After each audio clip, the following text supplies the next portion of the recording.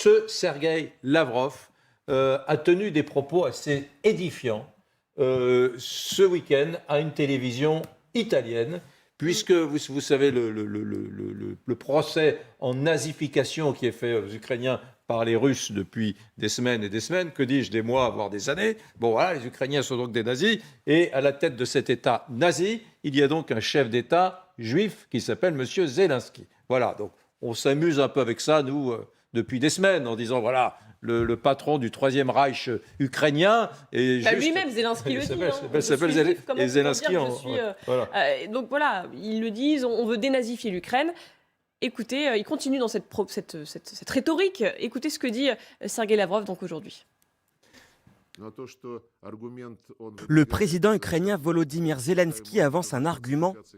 Quel type de nazification peut-on avoir si je suis juif ? Si je m'en souviens bien, je peux me tromper, mais Hitler aussi avait des origines juives. Donc cela ne veut absolument rien dire. Général Michel Yakovlev. Oui, alors, puisque M. Lavrov est parti dans les comparaisons avec Hitler, etc., faisons un peu d'histoire avec lui, admettons qu'il soit là. Donc effectivement, entre l'armée d'Adolf Hitler et l'armée de M. Poutine, il y a de nombreux points communs. D'abord, c'est la grande armée de leur temps. Ensuite, ce sont deux armées qui sont commandées par des ignares en stratégie qui font du micromanagement big way et qui sont la source ultime de la défaite de leur pays. Adolf Hitler et bientôt, je pense, M. Poutine. Big way, c'est-à-dire, pardon, juste voilà, dans la grande largeur. Voilà. Ah, d'accord. Et enfin, troisième point, ces deux armées n'ont aucune retenue vis-à-vis des civils et de la population d'une façon générale, de l'honneur du soldat, etc. Donc voilà, si M. Lavrov cherche des comparaisons avec Hitler, effectivement, on peut en trouver plein. Il y a quand même une grande différence. C'est que la Wehrmacht, elle était compétente. Et elle était au sommet technologique de son époque. Les chars allemands de 38, 39, les Panzer, etc., sont ce qu'il y a sur le plan technologique. Alors que là, on découvre une Russie qui, sur le plan technologique, est un peu décatie, avec des armes qui sont un peu ridicules, des chars qui... Alors, je ne veux pas passer pour un Wehrmachtophile, mais là, ça arrête.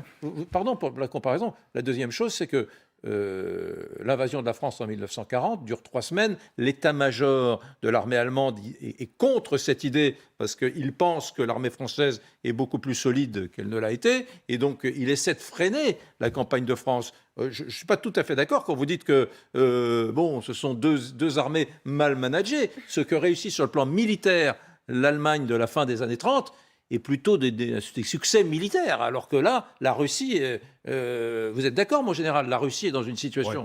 On ne va pas refaire l'histoire. Non, je ne veux pas. Ça me semble être une comparaison. C'est une bonne comparaison, mais sauf que, en fait, la campagne française, si vous voulez, c'est la Crimée. La Crimée, Poutine l'a eu comme la campagne française. Ça veut dire que sans tirer un seul canon, faire tirer un seul canon en 2014, il a pris la Crimée. Donc, comme ça s'est passé en 40. L'armée française de 40 est une des armées les plus puissantes d'Europe. Oui, mais sauf qu'ils sont pas... La marine française, la Royale, est une des marines européennes les plus puissantes. Sauf que Hitler, là, du coup, Wehrmacht a joué quand même très fort parce qu'ils ont joué très fort parce qu'ils sont passés par la Belgique. Là, on les attendait absolument pas, et donc ils ont contourné la ligne Maginot, et voilà. Et donc ça a réussi. Mais sauf que maintenant, pour Poutine, on est dans la campagne de 1941.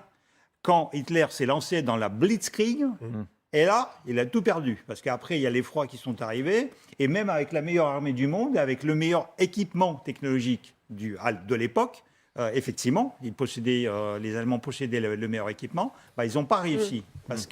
Pourquoi ? Parce qu'il y avait le pays qui défendait leur propre pays. Et quand le pays défend, même si vous avez des petits pétards de la Première Guerre mondiale, vous arrivez à vaincre la puissance. Pour en revenir quand même aux propos vraiment de Lavrov qui compare Zelensky à Hitler, ça a fait bondir, Yves, les autorités israéliennes, qui jusque-là, on se souvient du discours de Zelensky devant le Parlement israélien, qui leur avait demandé de faire un choix. Jusque-là, il restait un peu en retrait. Il voulait jouer les médiateurs. Oui, parce qu'il y a un contexte, si vous voulez, il y a un contexte qui s'appelle la Syrie. Vous savez que les Israéliens sont évidemment extrêmement vigilants sur ce qui se passe en Syrie. Ils interviennent régulièrement en Syrie, justement, pour taper sur le territoire syrien. Et tout ça, ça se fait alors que la Russie est partie prenante du conflit sur place. Donc il y a des intérêts, si vous voulez, partagés. Et c'est pour ça que jusqu'à présent, les Israéliens étaient restés un peu à l'écart, si vous voulez, du conflit ukrainien. Bon, là, on ne peut pas dire qu'ils soient rentrés dedans. Simplement, ce sont des propos qui les font bondir, évidemment. À partir du moment où vous comparez Volodymyr Zelensky, qui est en plus juif, à Hitler, vous voyez, c'est inacceptable. Mais je ne pense pas que ça aille au-delà. Si vous voulez, je ne pense pas que ça ait des répercussions qui aillent au-delà d'une réprimande verbale. Ce qui est hallucinant, c'est, comment dire, l'impunité incroyable. On a quand même un ministre de Russie, de très haut rang, qui parle à une chaîne de télé et qui se dit je ne me mets pas en danger vis-à-vis de ma population si je dis une connerie aussi énorme. Ben non. J'imagine que c'est le propre d'une dictature. Je sais pas, le garde des Sceaux, le ministre de la Justice, c'est le propre d'une dictature, le ministre des Affaires étrangères français. Vous découvrez pas la Lune. Oui, d'accord. Avant de dire une connerie pareille, non, mais je ne suis pas certain. Oui, c'est le propre d'une dictature. C'est le propre d'une dictature. Évidemment. Pour balancer un truc aussi hallucinant. Ils vivent dans un monde parallèle. Sans redouter que son opinion publique se dise au bout d'un moment, ce type n'est pas sérieux.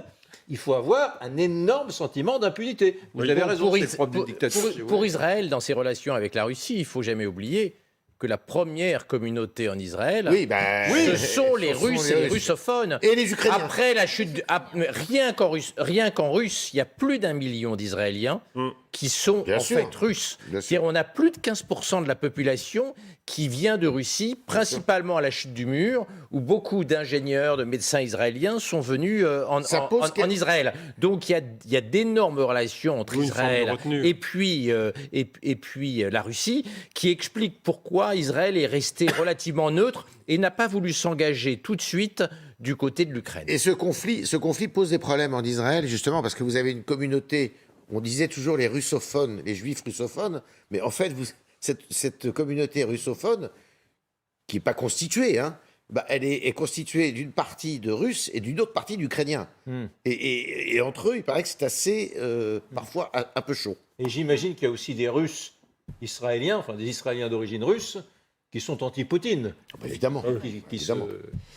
Évidemment. Et cette communauté s'agrandit de plus en plus les derniers jours parce qu'il y a une exode massive, encore des intellectuels, des journalistes, des professionnels de très haut niveau russes qui partent, qui s'exilent en Israël parce qu'ils quittent ce navire Troé qui est en train de couler, qui est la Russie poutinienne. Mais juste un mot sur le discours qu'on entend et votre interrogation, Éric. Encore une fois, les correspondants à Moscou disent que nous, on découvre finalement ce discours, parce que là, on se met à s'intéresser sur ces plateaux à ce que dit la chaîne de télévision russe, mais eux, ceux qui sont à Moscou depuis des mois, bien avant la guerre, ils sont habitués. Et ils disent, mais nous, on prévenait les chancelleries, on prévenait Paris, on prévenait Berlin, on prévenait Madrid, en disant qu'il y avait un discours nationaliste et une sorte de monde parallèle qui était créé de plus en plus fou. Et c'est pas qu'on nous croyait pas, mais on nous entendait pas. Enfin, c'était pas dans les radars. Nos radars, c'est quoi? Depuis 3 ans, c'est le Covid. Dans tout l'Occident, c'est le Covid. Donc, il y a eu le Covid. On parlait un peu des ravages du Covid en Russie. Poutine qui était isolé. Mais l'actualité internationale n'était pas du tout au centre de nos focales médiatiques. C'est-à-dire que... Et pourtant, ce discours-là, qui est tenu, alors peut-être pas les 220 secondes des missiles, enfin, juste avant... La dénazification de l'Ukraine, ça date depuis des mois. On aurait dû bondir. Le texte que Moscou... Des années, vous dites ça. Des années. Le texte que Moscou écrit, que Poutine écrit au mois de juillet, où tout son plan est donné. Juillet, ça date. Mais comme je suis désolé, l'actualité internationale intéressait assez peu les médias en Occident. On est centré sur... aux États-Unis, c'est le prix de la hausse des prix. Nous, on avait les élections. L'Allemagne, c'est...